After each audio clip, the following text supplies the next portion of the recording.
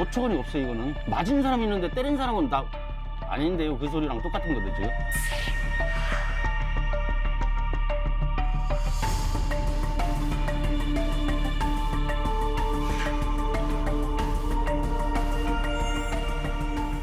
너무 부당하고 막 이게 속에서 분노가 너무 이렇게 계속 담겨져 있어요.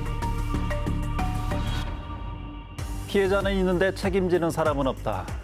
여러분이 그 피해자가 된다면 어떻겠습니까? 2020년 8월 용담댐 방류로 금강지류가 범람하면서 대마하류 지역인 충남 금산군을 비롯한 인근 주민들은 이 주택과 농경지가 침수하는 등 막대한 피해를 입었습니다. 하지만 19개월이 지난 지금까지 피해 보상이 이루어지지 않아서 주민들이 고통을 호소하고 있습니다. 어떻게 된 일인지 전제적 현장 시점이 찾아가 봤습니다. 충남 금산군 주민들이 서울 종로구 광화문 앞에 모였습니다. 국가는 명백한 진상규명을 통해 억울한 전체 피해 국민에 대해 진정으로 사과하고 그에 따른 정당한 배상을 통하여 책임 있는 정부가 되어주기 바란다. 국가를 향해 큰 목소리로 절규하는 사람들. 이들이 거리로 나온 이유는 무엇일까요?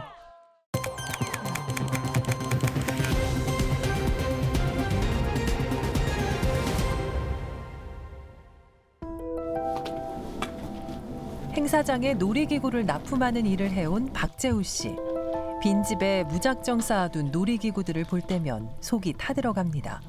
2020년 8월에 있었던 수해 때문입니다. 제가 이 기계를 보관 중이었었는데 판매될 거예요. 임대나. 그런데 8월 7일부터 용담댐에서 수위가 높아지면서 애들이 다 침수가 된 상태예요 지금. 전 재산을 들여 사놓은 놀이기구들이 물에 잠기면서 상품 가치를 잃어버렸고 수리가 어려운 상황입니다. 요거는 3인용 회전목마예요. 다 거기에 보관, 한 장소에 다 보관돼 있었는데 박스도 안 뜯은 거였어요. 수입 서류, 뭐 운송료, 통관료 모든 서류를 다 제출을 했어요. 그래서 책정된 게 1억 1,300 그 서류도 있어요. 그래서 저는 당연히 나올 줄 알았어요. 근데 지금 와서는 홍수고기라 10원도 배상을 못 한대요. 종결됐대요. 모형이라도 되팔아볼까 고민하며 흙을 닦아내보지만 어디서부터 손을 대야 할지 엄두가 나지 않습니다. 지켜보는 아내도 걱정스럽기만 합니다. 그리고 요즘 코로나로 일거리도 거의 없고 진짜 뭐 AS 다니던 것도 거의 못 가거든요. 어떻게 해야 되나 생계를 이어가는 저희 수단인데. 아니 진짜 말같이 다른 소리 아닙니까? 내가 뭘 잘못했는데 내가. 너무 어처구니가 없어요 이거는. 맞은 사람이 있는데 때린 사람은 나 아닌데요. 그 소리랑 똑같은 거죠 지금. 20년 넘게 금산군에서 인삼농사를 해온 임현빈 씨도 큰 피해를 입었습니다. 일하다 밥을 먹거나 쉬는 장소였던 농막도 당시 불어난 강물로 물에 잠기고 말았는데요. 수해의 흔적은 그날의 위급했던 상황을 그대로 보여줍니다. 팔만 동동 구르고 어떻게 뭐 그런 소리밖에 더 할 수 있어요? 응? 3일 동안 이빠이 물이 이렇게 차서 내려갔습니다. 3일 동안. 그 말로 말을 못하죠. 표현을 못하죠. 어? 그 심정을 어떻게 겪어보지 않은 사람은 실제로 말을 못하죠. 애지중지 키우던 인삼들은 물살에 휩쓸려 가거나 썩어버렸습니다. 요게 방류하기 전이었고 예. 이게 방류한 후고 예. 여기서부터는 완전히 그냥 피해액만 1억 원에 달했지만 임현비 씨 또한 보상 대상에서 제외됐습니다. 다 손실돼서 이 사비를 들여서 이게 복구를 해 놓은 상태인데 이 보상을 안 해준다니까 너무 억울하고 힘들어서 진짜 살 희망이 안 납니다. 대체 이곳에 어떤 일이 있었고 이들이 보상을 받지 못하는 이유는 무엇일까요?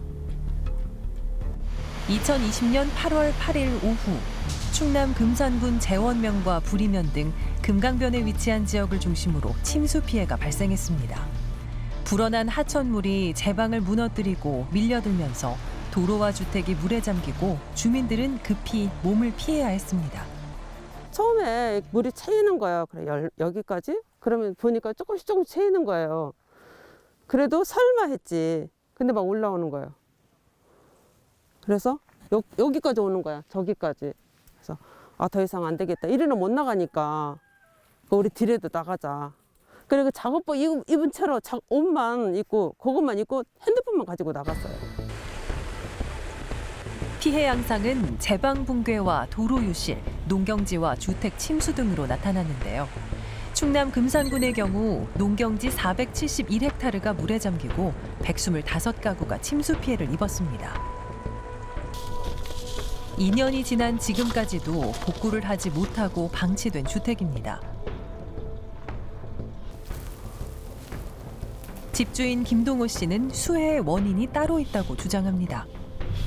제가 이게 산 지는 한 60년이 넘었거든요. 이제까지 이런 큰 홍수가 있는 적은 처음이었고 용담댐에서 많은 방류를 이렇게 일으켜서 일어난 인재라고 생각하는 거죠, 저희는. 용담댐이 수자원 확보를 해가지고 기상청 예보도 무시하고 많은 양의 물을 가두다 보니까 갑자기 드러난 홍수량으로 인해가지고 많은 양의 물폭탄을 하류 지역에 쏟아붓습니다. 주민들은 용담댐이 방류량을 급격히 늘린 데다 사전 방류를 제대로 하지 않아 피해가 커졌다고 주장했습니다. 이미 열흘 전부터 홍수기 제한 수위를 초과했지만 침수 하루 전인 8월 7일까지만 해도 초당 300에서 700톤을 방류하는 데 그쳤습니다. 그러다 8일 정오부터 무려 15시간 동안 초당 3,000톤 가까이 물폭탄을 쏟아냈습니다. 이로 인해 댐 하류 일대 무주군과 금산군, 영동군과 옥천군, 4개 시군 마을 39곳이 물에 잠겼습니다. 실제로 금산 지역에 8일 내린 비의 양은 69.7mm, 시간당 최대 강수량도 10mm에 불과했지만 주민들은 막대한 피해를 입었습니다. 특히 인삼 재배 농가의 피해가 컸습니다. 인삼은 침수에 취약하고 생산 주기가 4년에서 6년가량으로 길다 보니 피해가 더욱 극심했습니다. 정세균 당시 국무총리도 피해 현장을 찾아 주민들을 만났습니다. 인삼이 이거는 2, 3일 안에 안 캐면 무조건 다 썩어요. 아예 떨어져가고 아무것도 없습니다. 제방이 좀 많이 유실이 됐고요. 상황을 점검하고 어떤 대책이 필요할 건지 지혜를 모을 터이기 때문에 아마 조금이라도 도움이 되는 방책이 나오지 않겠는가. 사상 초유의 물난리에 정부도 조사에 앞장서겠다고 발표했습니다. 인재라는 문제가 제기되기 때문에 이 부분을 엄중하게 저희들이 조사해서 그 원인과 책임 소재를 밝히도록 하겠습니다. 피해를 입은 4개 지역 지자체장들은 한국수자원공사 본사를 방문해 공식 항의했습니다. 이 자리에서 수자원공사의 피해 보상과 함께 철저한 원인 규명과 재발 방지 대책을 요구했습니다.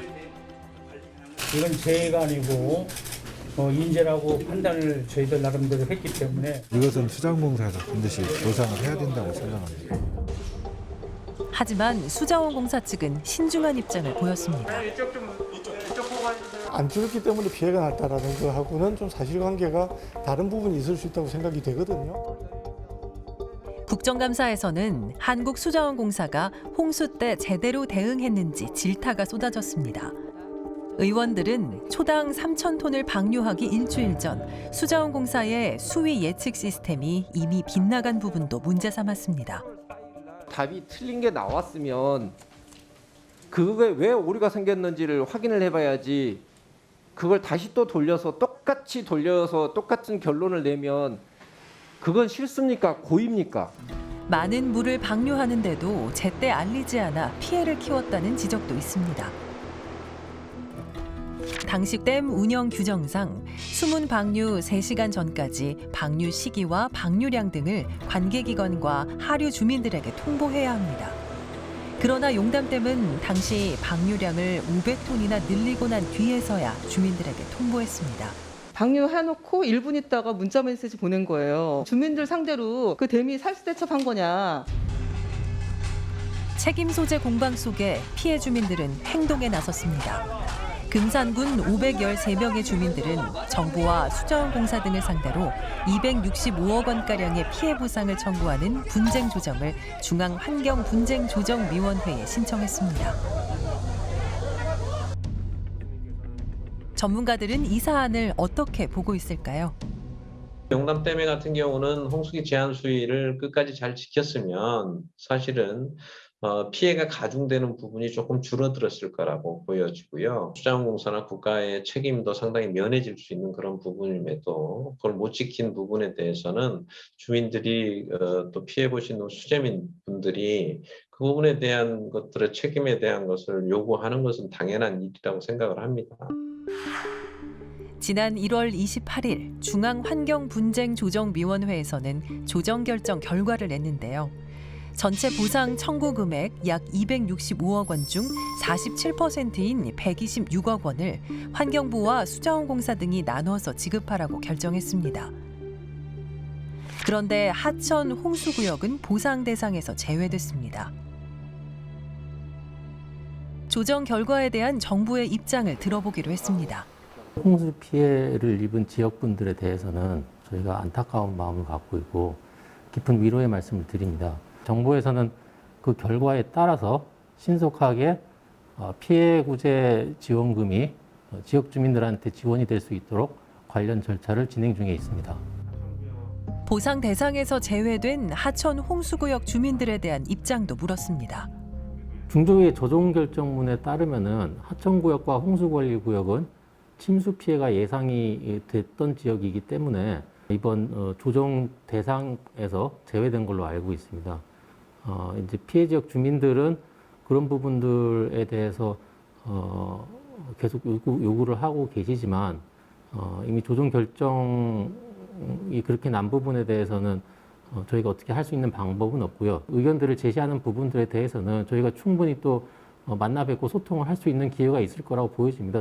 언제든지 저희는 문을 열어놓고 만나서 또 말씀을 나누고 소통을 할 계획을 가지고 있습니다. 용담댐 운영에 책임이 있는 수자원공사는 어떤 입장일까요? 이 건에 대해서 저희 회사 입장이 없거든요. 저희 회사는 결과가 정해진 대로 수행을 하죠. 분쟁 조정 결과는 다 보시지 않으셨습니까? 금산군에서 가시오가피를 재배해온 이인성 씨. 정부의 보상 대상 제외 결정에 반발하고 있습니다. 방류 피해로 인한 배상을 해준다고 해가지고 그걸 기다리고 있었어요. 국가만 믿고 그냥 기다리고 있었고 그 배상금으로 농작물들을 갖다 정리를 하고 다시 밭을 일구고 다시 농사를 지으려고 생각을 했었습니다. 근데 지금 그 환경부 중조위 결정은 하천홍수구역이라고 못 해준다는 결정이 나오다 보니까 참 황망하게 그지없는 거죠. 예상치 못한 보상 제외 결정에 낙심한 수해민들. 피해가 난 지 2해가 지났지만 여전히 일상으로 돌아가지 못하고 있습니다. 이것은 홍수 피해가 아니고 방류 피해이고 자연재해가 아니고 인재라는 거에 대해 가지고 여러 사람들이 좀 공감을 하고 모든 생활이 다 흐트러졌고 지금 수해가 난 지 이 2해째가 돼 가는데도 불구하고 아직까지 저희들은 정당한 권리도 배상도 못 받고 있는 상황입니다. 피해는 있지만 누구도 책임지지 않는 상황. 구제받지 못한 주민들의 고통은 끝나지 않고 있습니다. 지난 2월에 중앙환경분쟁조정위원회 조정 결과가 나오지 않았습니까? 네, 금산군의 경우 구민 513명이 265억 원가량의 보상금을 청구를 했습니다. 하지만 환경분쟁위에서는 460명에게 산정액의 절반에도 미치지 못하는 47% 그러니까 126억 원을 지급하라고 주문을 했습니다. 예. 주민들은 이 같은 결정에 아쉬워하면서도 이의 신청을 하게 되면 조정안 자체가 무산이 되고 또 이미 1년 7개월여의 시간이 지난 시점에서 소송을 제기하면 또 몇 년이 앞으로 더 걸릴지도 모른다. 이런 우려 때문에 울며 겨자먹기식으로 받아들일 수밖에 없는 상황이라고 토론을 하고 있습니다. 예, 513명 중에 30여 명의 주민들은 보상에서 제외됐다고 하는데 어떤 이유에서 그렇습니까? 네, 하천구역 그리고 홍수관리구역이기 때문인데요. 조정 결정문에 따르면 그 처음부터 예견된 하천구역이나 홍수관리구역에서 발생한 홍수지 침해 이것이 조정금 지급 대상인지 즉 조정 대상 여부에 대해서 당사자 간의 다툼이 있고 합의 가능성이 없다고 판단해서 환경분쟁조정법 제35조 제1항에 따라 조정을 종결한다고 했습니다. 예. 그 홍수 위험을 어느 정도 예상할 수 있었다고 하더라도 이 사건이 온전히 자연력에 기인해서 발생한 것은 아니기 때문에 그 예견 가능성이 정부의 그 면책 근거가 될 수 없다는 주장도 나오고 있습니다. 지난해 8월 환경부에서는요, 댐 하류 지역의 수해 원인과 정부 후속 조치 계획을 발표를 했습니다. 수해 원인은 댐 운영 미흡과 댐과 하천의 연계 부재, 그리고 또 하천 관리 부족과 홍수 방어 기준 한계 등 복합적인 원인에 의해서 발생했다고 분석을 했는데요. 예. 댐 관리청인 환경부와 댐 수택 관리자인 한국수자원공사가 여건 변화에 따라서 홍수기 제한 수위 등 그 댐 관리 규정을 변경해야 했지만 이를 위한 노력이 부족하다 보니까 댐 홍수 조절을 위한 지침이나 매뉴얼 또한 미흡했다는 겁니다. 갈수록 급변하는 기후변화로 인한 피해를 줄이기 위해서는 기후변화에 따른 강우 증가, 유역 저류 기능 확보, 홍수터 확대, 댐 하천 홍수 대응 연계 등 종합적인 대책이 반드시 필요해 보입니다. 여전히 수해 주민들은 고통 속에서 하루하루를 보내면서 하늘탓, 매뉴얼탓만 하고 있는 이 관계기관을 원망하고 있습니다. 관계기관은 다시는 이런 일이 되풀이되지 않도록 선진화되고 고도화된 홍수 대책을 마련해서 국가의 미비한 제도로 인해 아무 잘못도 없이 피해를 덮어쓴 주민들을 위로해야 하지 않을까 싶습니다. 여러분이 지금 시사연대 사람과 함께하고 계십니다.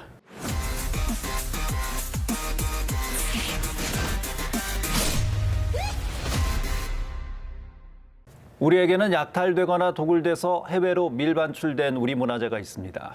그리고 이 문화재를 환수하기 위한 다양한 노력들이 현재 이어지고 있지요. 하지만 대한민국에 돌아오고도 제자리를 찾지 못하는 문화재가 있습니다. 서산 부석사 금동 보살좌상입니다. 불상의 소유권을 주장하는 부석사와 일단은 일본으로 반출해야 한다는 검찰. 서산 부석사 불상은 언제쯤 제자리를 찾을 수 있을지 시민늦보 불청객이 취재했습니다.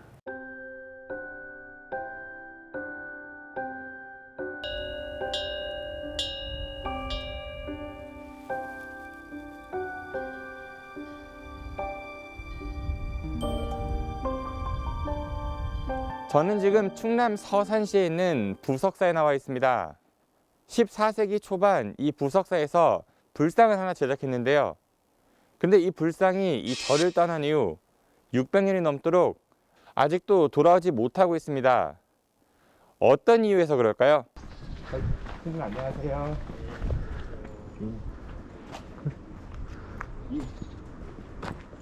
부석사 관세음보살상은 원래 일본 대마도 관음사에 있었는데 1951년에 이제 대마도 관음사 주지스님께서 청소를 하시다가 불상에 이제 내부를 막는 재질이 나무였던 모양입니다. 근데 나무가 이제 다 썩어서 그 복작물이 쏟아졌다고 해요. 불상 안에 있는 게요? 네, 그래서 이제 그 결연문이 뜻하지 않게 이제 노출됐는데. 이렇게 우연히 발견된 복장 유물, 그 안에서 불상을 만든 사연을 기록한 복장 조성문이 발견됐습니다. 그 조성문에는 서산의 옛 지명인 고려 서주 부석사에서 1330년 이 불상을 만들어 모셨다는 내용과 함께 시주자 32명의 명단도 함께 기록돼 있습니다.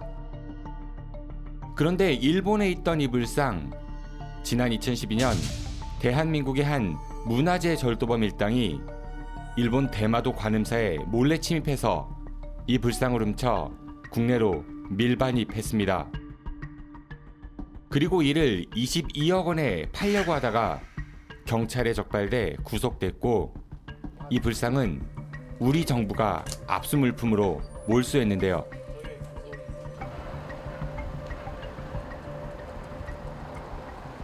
이렇게 국내로 들어온 부석사 금동관음보살좌상. 하지만 몰수품이란 이유로 부석사가 아니라 대전에 있는 이곳 국립문화재연구원 보존과학센터 지하 수장고에 보관돼 있습니다. 서산 부석사 측에선 이 불상이 원래 부석사 소유였기 때문에 당연히 부석사로 돌아야 한다면서 우리 정부에 반환을 요청했습니다. 그리고 시민사회에서도 우리 정부가 이 불상을 부석사에 돌려주라는 국민청원운동도 벌였었는데요. 하지만 정부는 이 불상이 절도로 취득한 물건이기 때문에 일본에 되돌려줘야 한다면서 이를 거부했고, 결국 부석사 측은 대한민국 정부를 상대로 불상을 돌려달라는 소송을 제기했습니다. 즉 이 사건 불상을 일본 측에 되돌려주지 말아달라라고 하는 가처분 신청을 해서 그것이 인용이 돼요, 법원에서. 대한민국이 대마도 측에 돌려줄 위험이 있었기 때문에 서산 부석사는 가처분 신청을 했던 것이고, 법적으로 3년이 경과되면 가처분 취소될 수가 있으니까 어쩔 수 없이 그럼 서산 부석사는 본안 소송을 제기해서 이 사건 불상의 인도를 구하는 그런 소송을 진행할 수밖에 없었던 것입니다. 원래 소유자인 서산 부석사에게 다시 돌아가는 게 타당하고 정당하다, 이렇게 생각을 합니다. 일본의 나가사키현 지방문화재로 등록되어 있는 이 불상. 그런데 이 불상은 어떻게 일본으로 건너가게 됐을까요?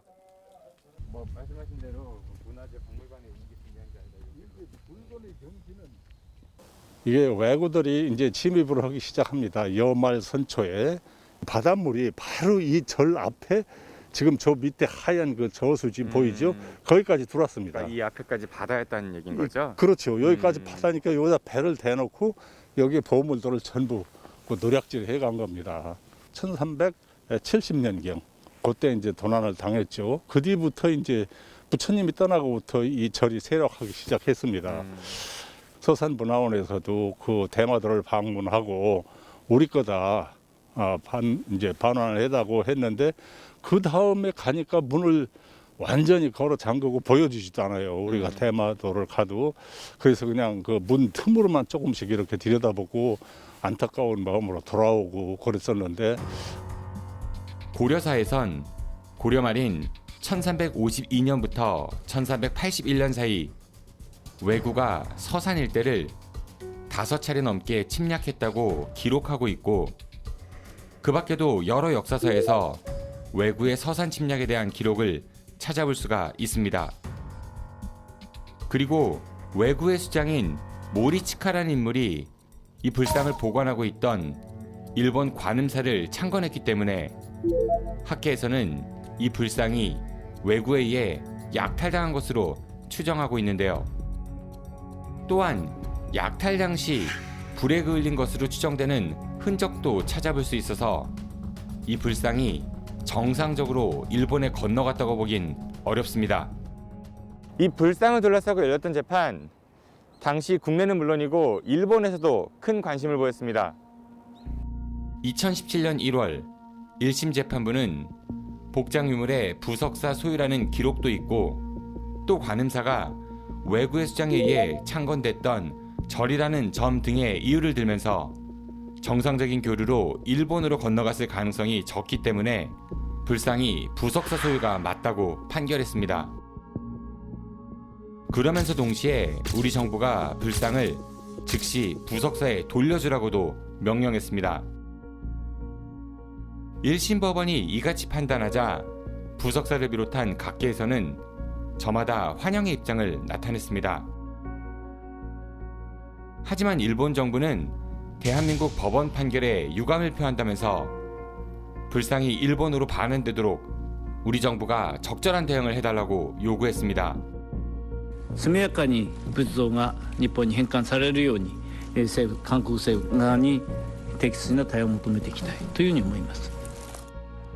그리고 우리 정부의 소송 대리인인 검찰에서는 아직 최종심 결과가 나온 게 아니라면서 1심 재판부가 명령했던 부석사로의 반환을 막는 강제집행 정지를 신청했고, 또 다른 재판부가 이를 받아들이면서 이 불상 부석사로 돌아가지 못했습니다. 곧이어 검찰은 1심 판결에 불복하면서 항소했습니다. 원고에게 이 사건 불상을 이제 인도하라라고 하는 것이고 불복하면은 2심에서 다투라는 것인데 최종심이 안 나도 일단 돌려줘라. 예, 일단은 그 피고가 원고에게 이 사건 불상을 돌려주라라고 하는 것인데 근데 대한민국이 그 과집행 부분에 대해서만 다시 또 다투어가지고 그게 또 받아들여졌거든요. 피고 입장에서 항소할 수밖에 없었다라고 하는 것을 100번 양보해서 인정한다 하더라도 가집행 부분만큼은 다퉈서는 안 됐었다라고 하는 게 제 생각입니다. 이 불상은 현재 검찰의 엄격한 통제 속에 있어서 접근 자체가 쉽지 않습니다. 압수를 한 주체 이제 법무부고 어디 보관할 데가 없으니까 문화재청에다가 너네가 좀 보관하고 있어. 이런 거죠, 한마디로. 그러다 보니까 저희들이 이거를 결정할 수 있는 권한 자체가 없는 상황이더라고요, 보니까. 대전고검 쪽에서 지금 이걸 컨트롤하고 있고요. 우리 쪽에 통보가 되면 그걸 열어줄 수가 있는 거죠. 지금 아직 이게 재판 진행 중이신 사건이어서 따로 인터뷰가 어려우실 것 같다고 얘기를 하시거든요. 입장 표명도 좀 어려우신 건가요? 네, 지금은 좀 인터뷰를 원하지 않으시는 것 같아요. 여러 근거가 이 불상이 약탈됐던 문화재라고 이야기하고 있지만 대한민국 정부와 검찰은 여전히 이해할 수 없는 모습을 보이고 있습니다. 어느 곳으로부터 언제 받았는지를 알고 있어야 되는데 74년에 나가사키현 문화재로 지정될 당시에 대마도 관음사에 오게는 경위가 불명이라고 공식적으로 관공서 공문에 게재를 하고 있고 관음사에 안내를 하고 있었습니다. 그래서 정상적인 절차였다면은 기록이 남아 있어야 되는데 그게 아니라 모른다라는 얘기인 거죠. 그렇죠. 대마도라는 조그만 섬에 한국의 불상이 현재에도 100여 점이 존재하고 있습니다. 대부분이 파손돼 있고 화상을 입고 있어요. 규슈 대학에 전 교수님 키쿠다케 주인이치라고 하는 교수님이 계신데 대마도에 있는 불상에 대해서는 최고의 권위자라고 하시는 분입니다. 그분이 쓴 대마의 미술이라는 책이 있고요. 거기에 보면 이 사건 불상이 외구에 의해서 약탈되었다고 볼 수 있다라는 연구 결과를 기록해 놓으셨어요. 불상이 이사산 부석사로 돌려줘야 된다라고 하는 것은 너무나 명백한 법적인 진리이고 그 법을 떠나서 역사적 진리이다라고 하는 게 제 생각이고요. 그리고 그러한 것 속에서 문화재에 관한 국제적인 관행 또는 규범 등을 세워나감에 있어서 좋은 선례가 될 수가 있겠다라는 생각을 하고 있습니다. 현세의 재난을 없애고 귀족이나 백성 모두가 극락왕생하기를 바란다는 발언이 담긴 부석사 금동 관세음 보살자상. 이 불상이 하루빨리 제자리로 되돌아오길 바랍니다. 검찰이 항소한 지 벌써 만 5년의 시간이 지났습니다. 항소심 재판부는 이번 달을 시작으로 해서 모두 3차례 변론 기일을 예고했고 올해 안에 법적 판단이 마무리될 걸로 기대되고 있는데요. 이 소중한 문화재가 더 이상 압수물품 취급받지 말고 따뜻한 집으로 되돌아갔으면 좋겠습니다. 부석사 관세음 보살자상이 당시 이제 고려시대 민중들의 모금으로 만들어진 불상이라고 합니다. 그래서 남다른 또 가치가 있지 않나 싶은데 최근 재판부가 소유권을 이제 결정짓겠다면서 재판 일정을 잡은 것 같습니다. 네, 올해 대전고법 재판부는 불상의 법적 소유권을 가려내기 위한 항소심 변론기일을 오는 3월 30일, 6월 15일, 그리고 8월 17일 세 차례 진행하기로 했습니다. 예. 재판부가 올해 세 차례 일정을 이렇게 예고한 것은 올해는 반드시 불상의 행선지를 결정짓겠다는 의지로 분석됩니다. 사실 이제 우리나라에서는 그 해외로 반출된 문화재들이 여전히 반환되지 못하고 있는 이런 실정 참 안타까운 상황이지 않을까 싶습니다. 예, 그렇습니다. 2022년 1월을 기준으로 보면요. 국외 소재 한국 문화재는 25개 나라에 약 21만여 점이 있다고 보고되고 있습니다. 그리고 이 가운데 약 40% 이상이 일본에 있는 현실입니다. 예. 이런 상황 속에서 충남도가 전국 자치단체 가운데는 처음으로 국외 소재 문화재 보호와 환수 활동에 직접 참여할 수 있도록 국외 소재 문화재 실태 조사단을 꾸리기도 했는데요. 예. 앞으로 반출 문화재가 고국에 돌아올 수 있도록 더욱 적극적인 활동과 관심이 필요한 때인 것 같습니다. 예. 10년째 소유권 다툼이 이어지면서 부석사 금동 보살자상은 여전히 대전 국립문화연구소 이 수장고에 보관 중에 있습니다. 올해는 약탈 문화재에 대한 합리적인 결정이 이루어져서 국민 모두가 누릴 수 있는 문화재로 돌아올 수 있기를 기대합니다.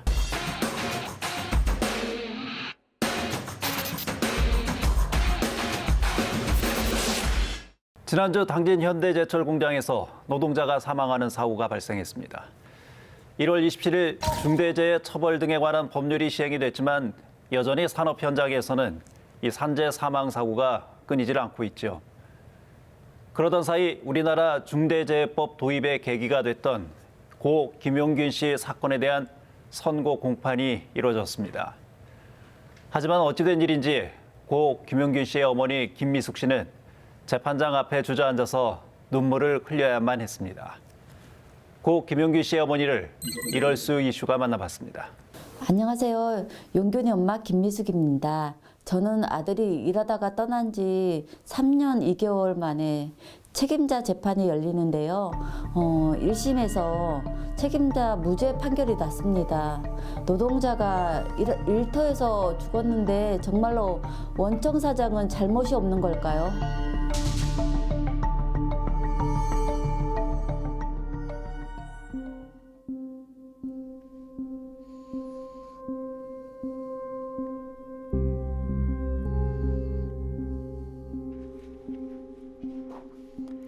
(2022년 2월 10일) 김미숙 씨가 그토록 기다리던 아들의 산재 사고 책임자에 대한 첫 선고 공판이 열렸습니다. 법원은 김미숙 씨의 기대와 다르게 원청 사장에게 무죄를 선고했습니다. 너무 부당하고 이게 지금도 이런 세상을 내가 살고 있고 이거 바뀌어지지 않는 이런 거를 봤을 때 막 이게 속에서 분노가 너무 이렇게 계속 담겨져 있어요. 한 번씩 막 그 암울함 때문에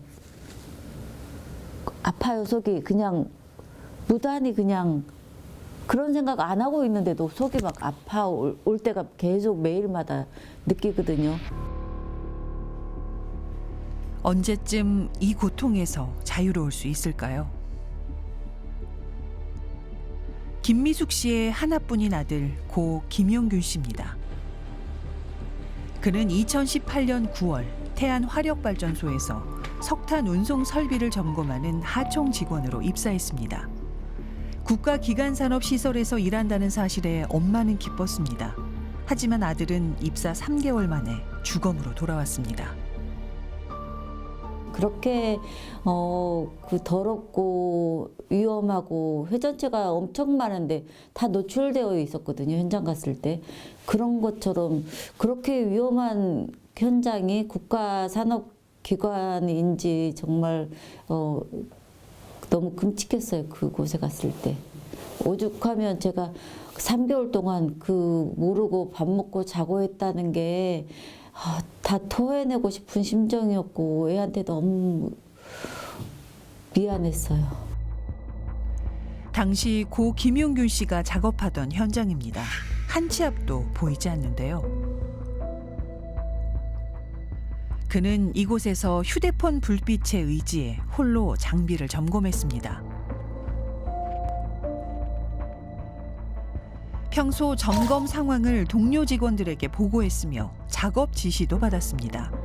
그리고 2018년 12월 11일 여느 날과 같이 홀로 작업하던 김용균 씨는 새벽 3시에 숨진 상태로 발견됐습니다.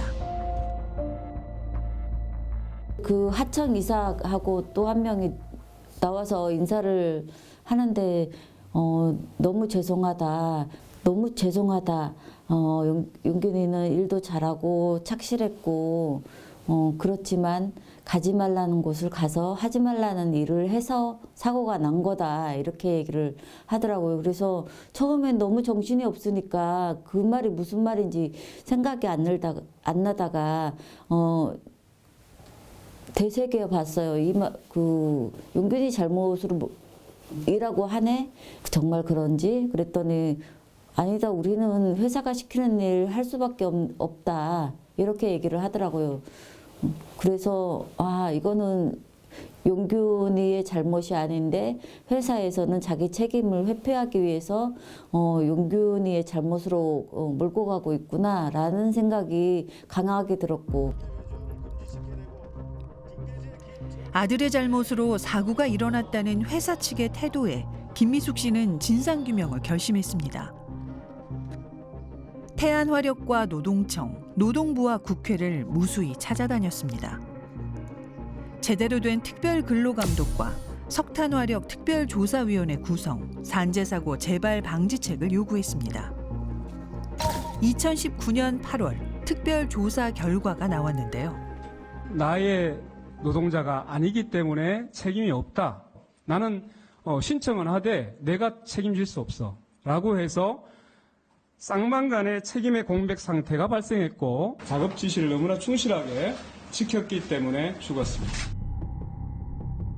태안화력 또한 고 김용균 씨의 사망사고 5일 만에 사과문을 발표하고 재발 방지를 약속했습니다. 고 김용균 씨의 사망사고는 우리 사회에 위험의 외주화에 대한 경각심을 불러일으켰습니다. 국회는 오랫동안 표류하던 산업안전보건법 개정안을 즉각 통과시켰습니다.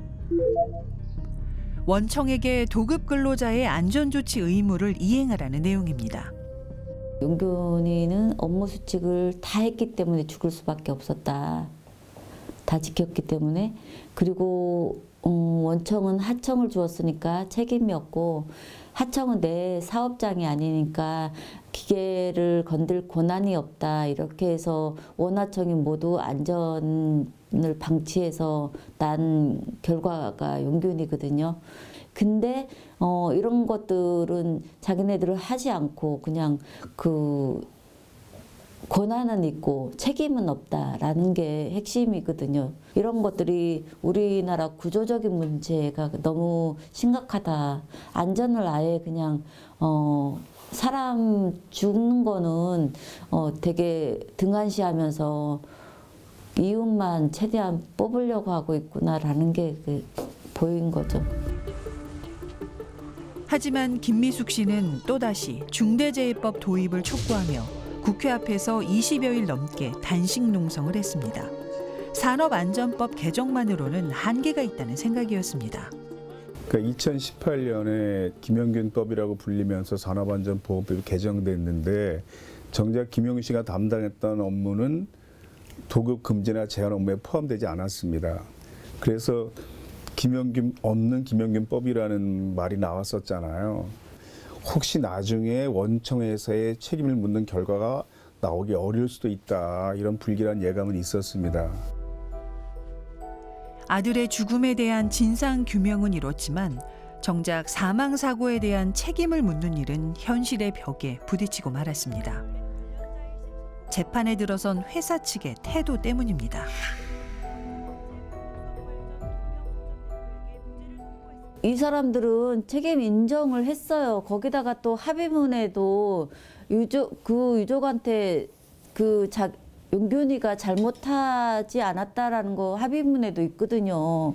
그럼에도 불구하고 계속적으로 뒤에서는 용균이 잘못이라고 얘기하고 있었던 거죠. 그리고 지난 2월 10일 고 김용균 씨가 세상을 떠난 지 3년 2개월 만에 원하청을 상대로 한 업무상 과실치사와 산업안전보건법 위반 혐의에 대한 선고 공판이 열렸습니다.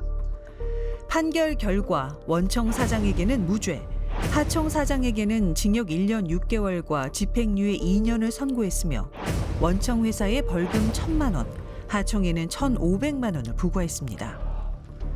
노동계는 즉각 반발했습니다. 중대재해를 일으킨 기업에 책임을 묻지 않는 처벌이라고 지적했습니다.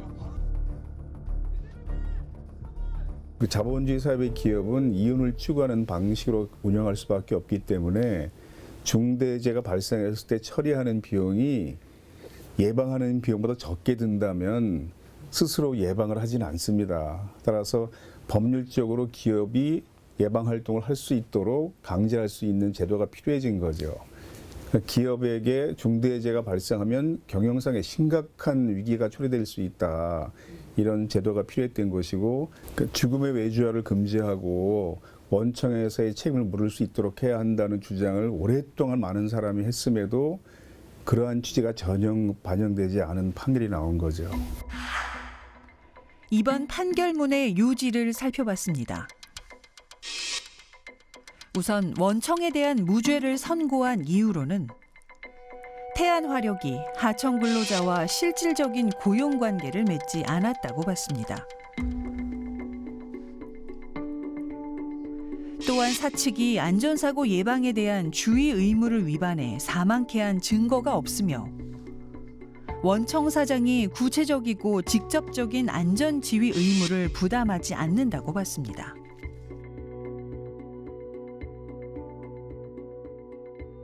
지금 사건이 발생했던 석탄운송 설비와 관련해서는 이전에도 계속해서 재해가 발생했던 사업입니다.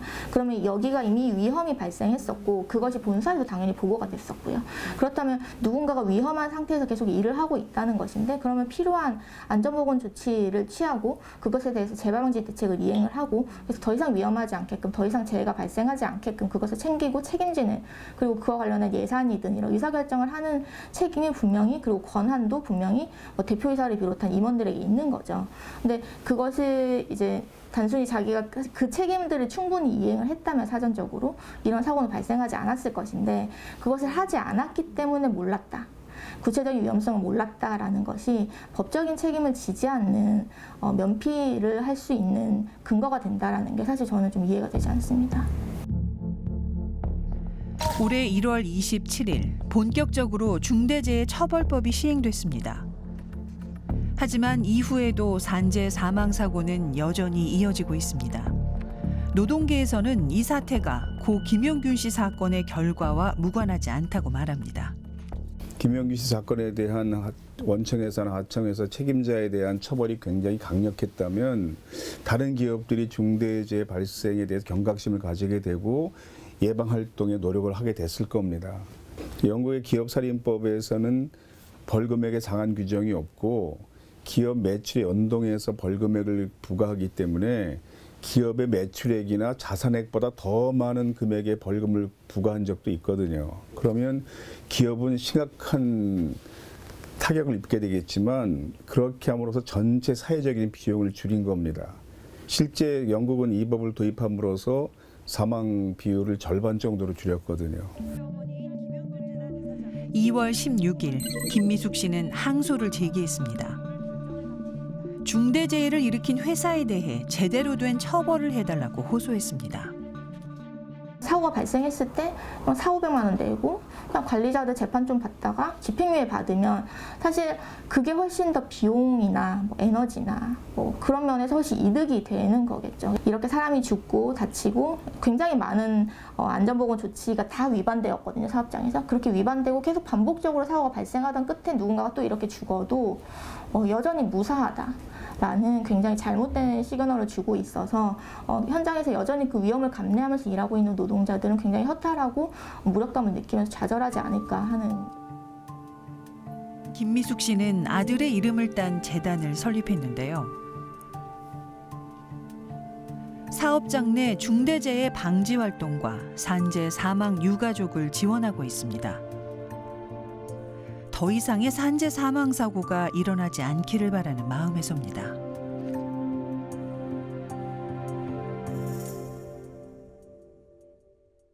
사건이 어느 정도 불이 꺼지면 이거에 대해서 책임 안 진다 이런 것들이 저희는 계속 많이 받고 그래서 그렇게 따라가지 않고 제대로 할 수 있도록 이제 발판을 만들어주는 역할을 하는 거죠. 24세 청년은 첫 직장에서 산재로 목숨을 잃었고 첫 공판에서 원청 사장은 무죄가 내려졌습니다. 청년의 엄마가 바라는 건 단 하나입니다. 노동자들이 산업재해 소식을 들을 때마다 마음이 너무 아픕니다. 더 이상의 하청 노동자들이 일터에서 집으로 돌아오지 못하는 일이 없었으면 좋겠습니다. 재판부는 원청 사장에게는 무죄, 하청 사장에게는 징역 1년 6개월과 집행유예를 선고를 했죠. 그리고 이외에 기소된 책임자 12명에 대해서도 금고 1년 이하 또 집행유예를 선고했습니다. 정확하게는 선고 결과가 확정된 것은 아니고요. 예. 이제 피고인인 하청 측이 업무상 과실치사와 이제 산업안전보건법 위반 혐의로 기소한 점에 대해서 이제 1심 재판 결과가 나온 겁니다. 김용균 씨 사건은 중대재해처벌법 시행 전에 벌어진 사건이어서 중대재해처벌법이 아닌 산업안전보건법에 적용을 받고 있는 건데요. 예. 그러니까 재판부는 김용균 씨의 죽음에 대해 업무상 과실치사 혐의는 무죄를, 그러니까 산업안전보건법 위반에는 유죄를 선고한 겁니다. 고 김용균 씨 사고 이후에 고용노동부는 2018년 12월부터 이듬해인 19년 1월까지 원청 사업장 전반에 대한 특별 안전 보건 감독을 실시를 했습니다. 그 결과 산업안전보건법 위반 사항이 무려 1,029건이 달했고요. 예. 이 중에 중대한 위반 사항 728건에 대해서는 원하청 책임자와 법인을 형사 입건을 했습니다. 과태료 6억 7천여만 원을 부과하기도 했고요. 이 결과만 보더라도 이미 이 사업장은 언제든지 사망사고의 위험성이 도사리고 있었다 이렇게 볼 수 있을 것 같습니다. 예, 이 사고 직후에 국회가 그 산업안전보건법을 서둘러서 개정하지 않았습니까? 예, 당시 산업안전보건법을 개정한 취지 역시도 더 이상 하청 노동자들이 일터에서 죽지 않도록 원청에서 하청 노동자에 대한 산업안전 의무를 부과하라는 것이었습니다. 예. 법원이 이런 취지를 참작을 했었더라면 기업이 중대재해에 대한 무거운 책임을 받고 더 이상 노동자가 일터에서 사망하지 않을 수 있는 판결이 좀 나왔어야 되지 않았는가. 그런 차원에서 볼 때는 이번 판결이 매우 아쉽다 이렇게 좀 볼 수 있을 것 같습니다. 생명보다 이윤을 먼저 생각하는 자본. 노동자의 목숨은 솜털처럼 가볍고 기업 최고 책임자에게는 한없이 관대한 사법.